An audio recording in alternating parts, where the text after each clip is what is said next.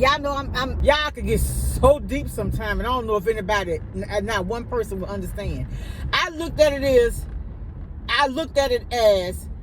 a black woman, for the second time in less than a week, or maybe a little over a week or whatever, we have been publicly defended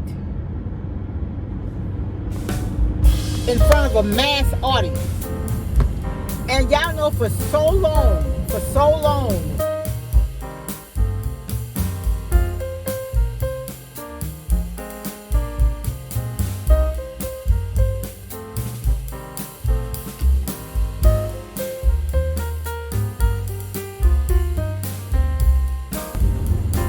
good morning, everybody. It's Wednesday. It's hump day. It's the top of the curve. I got my little, I like the little car, these little things right here. I just pushed it off. It don't have a smell to it anymore anyway. I forget what scent this is, but it smells good. But hi, everybody. How y'all doing? Welcome all my new subscribers. It's all love over here. I just came on. I had made a video about Will Smith and the incident the other day, and I didn't get a chance to share it or go back and watch it. So I said, well, let me just start over. So I've been hearing all the commentary about it, and Will was wrong. We're just going to start right there. You know, violence is never the answer.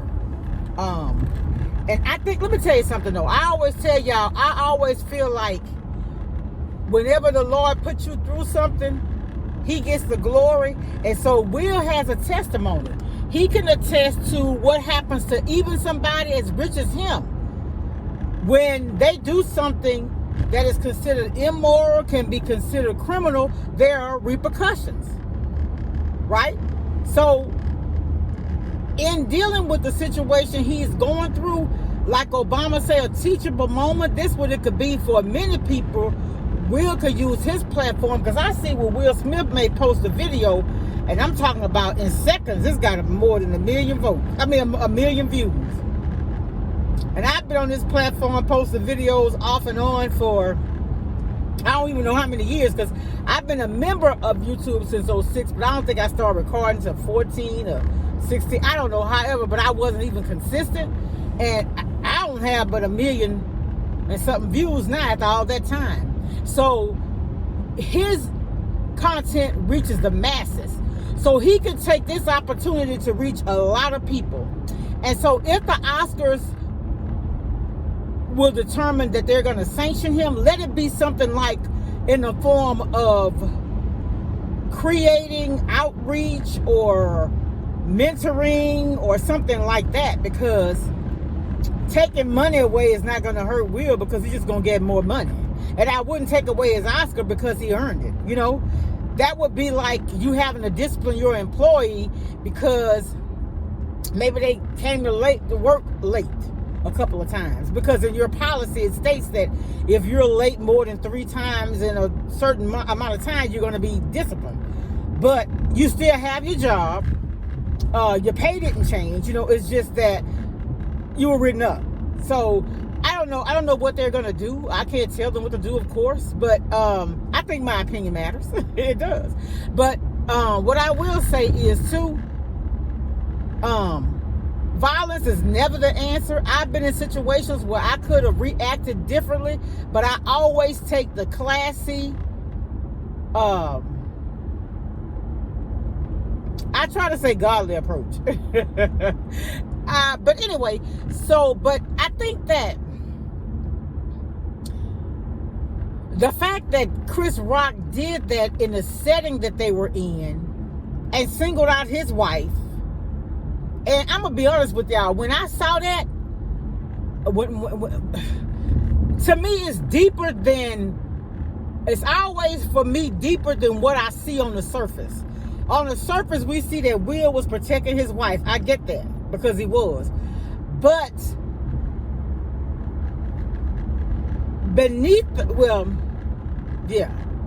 on surface level, the last thing I had watched prior to seeing this, because I didn't watch the Oscars. I like to go back later and look at the beautiful clothing, the dresses, the all that the ladies wear. Y'all know I'm not a fashionista, nothing like that. I've never even worn a wig except for Halloween one year. And y'all, it was a blonde wig. The thing fell off because somebody came out with a chainsaw. Baby, that wig was gone. I left it there in the street. But anyway, the last thing I had seen, well, one of the last things that stuck out to me, or it was fresh in my memory before the situation with Will, was the situation where Cory Booker spoke up, praised and recognized and gave her accolades to Ketanji Brown, Supreme Court Justice nominee. And when I saw Will do that, y'all could get so deep sometime, and I don't know if anybody, not one person will understand. I looked at it as a black woman, for the second time in less than a week, or maybe a little over a week or whatever, we have been publicly defended in front of a mass audience. And y'all know for so long, I just feel like as a African-American female, a lot of times we don't get the recognition or the respect that we deserve. No matter what position we're in, we're always, and I'll just be honest, a lot of times that disrespect comes from our own African-American brothers. And I'm not talking about in the sense that they marry non-black females. That's not even what I'm talking about. Love is love. You love who you want, and the skin color has nothing to do with that. But what I'm talking about is just the fact that we are strong, we are proud. And it's not to take anything from any other female, but I'm talking about the African Americans right now, because a lot of times we're disrespected. I can remember First Lady Michelle Obama, when they would say bad things about her because she was fit and she would wear her arms out. That became a big topic of discussion. But then you got other women that actually made nasty porn tapes, CDs, whatever you call them, and they're praised for it. You understand what I'm saying? So we've dealt with a lot. Let's just keep it real. I think, and I'm just, who am I? I am somebody because God made me. My opinion counts. But I think that it was deeper than, yes, it was his wife, and he wanted to protect her, and he wanted to defend her, but it was more on the lines of black women are just disrespected too much. And let's just keep it a buck.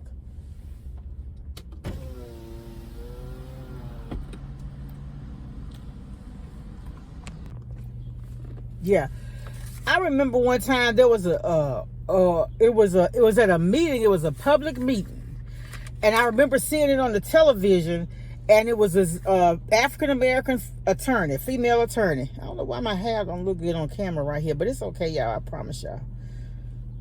But anyway, she got on there and she said, "You know what?" She said, "I feel like because I'm an African American female, a lot of people think they don't have to respect me." She said, "But I had to sit for the bar just like everybody else." She said, "And I don't know why people that barely got out of high school think that they can come and their opinion or their expertise is better than mine." She said, if you needed a heart plant, if I needed a heart transplant, I wouldn't go to an attorney." So she said, people need to learn how to stay in their lanes. And, you know, it's a shame. It's really a shame that is that way.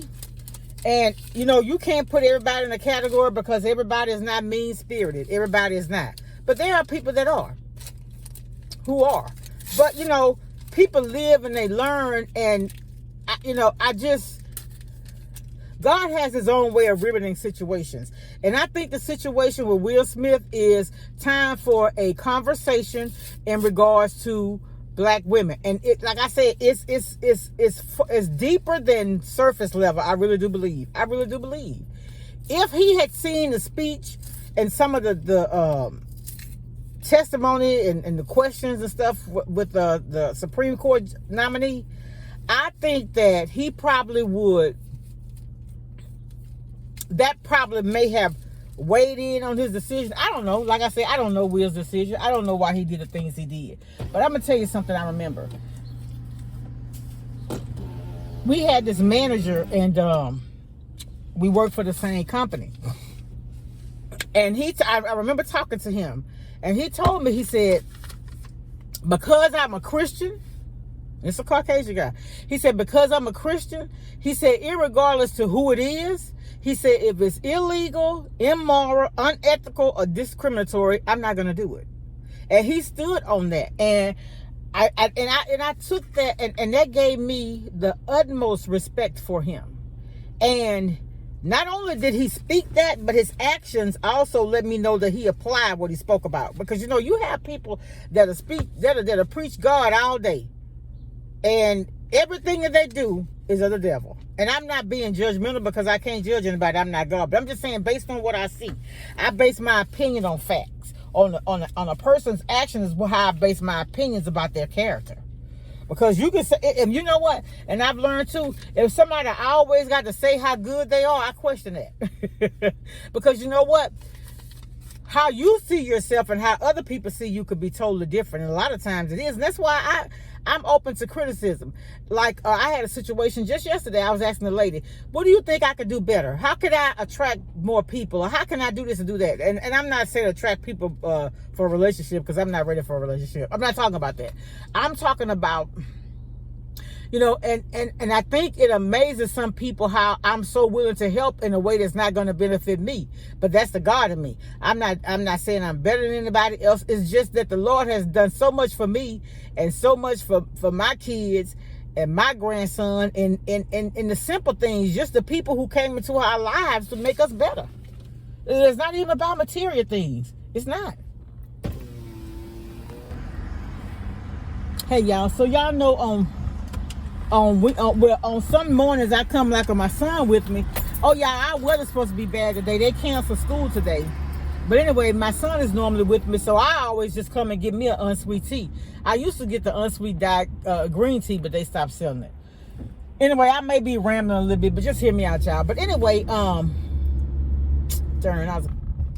situations where God will put you in situations where the people, and the pastor preached on this at the funeral I went to. He said, you know that the Lord will use your enemies to bless you. The same people who don't want to see you succeed, even in their attempt to sabotage you, could lead to your promotion, your increase and everything. It's crazy. Oh, I know what I was talking about, y'all. A situation where I was helping people and offering my assistance to them when I have absolutely nothing to gain. But it's not all, see, what I learned about life is it's not all about you. I've learned the best success I ever had in life is when I was helping somebody else and I wasn't expecting anything in return. And that's why I have a lady, I consider her, she and her husband to me are like the Barack and Obama in my life. They are professional individuals. They have professional kids. I don't know about high school, but they were college sweethearts. They've been married for, I know, during their 40 years now, if not over. Beautiful people inside and out. And when I tell you, my brother who lived in Michigan, he was immobile. He was in a wheelchair. She would go, I remember she and her husband went to go visit my brother one time. And I think she took, I left my apple at home. Darn. Oh. And I think at the time she was in they came through during an ice storm. And one time they went, it was her birthday and she celebrated with him. He had absolutely nothing to give. You know, he was on the fixed income, but he had a good spirit. He was never negative. I don't care what the situation was. And I miss my brothers and stuff so much. Whew. But I remember one thing he said, and y'all probably heard me. I'm all over the place. But I remember something he said that stuck with me, and then his stepson would often mention it. He says, and I think this is really true for a woman from a biblical perspective, for real, because you know how the Bible say, blessed is man who finds a wife, because in her he finds good things. So that lets me know that the man's supposed to find a woman, right? So if you defy the order of the Lord, your life gonna be chaotic. So blessed is the man that finds a wife, in her he finds a good thing. It's not that. And then my brother said it doesn't matter who you love, it's who love you. So I think that that really pertains to a woman, because the man's supposed to find you, and if he love you, if you don't love him, oh y'all, it's just deep. But anyway, back to the other situation. If you really are God-fearing and want to do what's right, you're going to love everybody. You may not love the things that they do. You may not like some of their behaviors, but as a person, as a God-fearing person, you're supposed to love everybody. And I know it's hard, it's difficult, especially somebody that done you wrong. You know, you're making lifetime plans with that person, and that person does the exact nothing that they do, you know, indicates that they really want a commitment. Because I've been through that. But you know what? To this day, I still don't hate the person. If he was to call me today and say he needed something, if it was within my power, I would do it, because I'm gonna tell you something about life. The Lord will challenge you. I think so. I think he tests you. He tests you because, you know, the Bible says it's easy to love somebody that's good to you, but the hard part is loving somebody that's done you wrong. And it's, y'all, life is something else. And the older I get and the closer I get to the Lord, the more I understand. The more I understand. Just like I had intentions to, I went to Sonic, I got my unsweet tea and I got my ice, but I forgot my apple and my peanuts today. But the weather's supposed to get bad, so I might not even be able to go out for lunch. But anyway,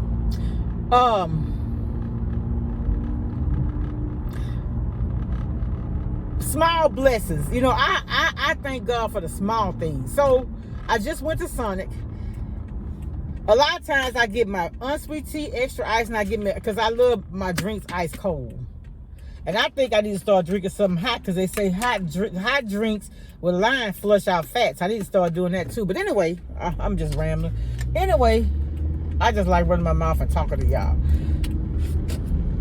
When I got there, I had a $20 bill. Now, normally, when I go, I don't have cash. Let me tell you, call me weird or something, but I see the Lord working in my life in so many ways. Remember I told y'all yesterday I was offering advice to people and extending my hand of assistance. Nothing for me to gain, though. Nothing. I don't care about that. I don't mind helping people.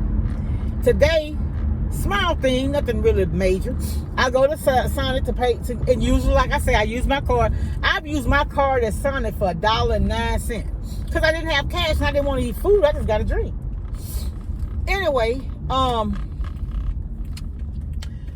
I pulled my 20 out. You know what the girl said? She said, oh no, she said, it's going to be on me today. She said, because I don't have change for a 20 yet.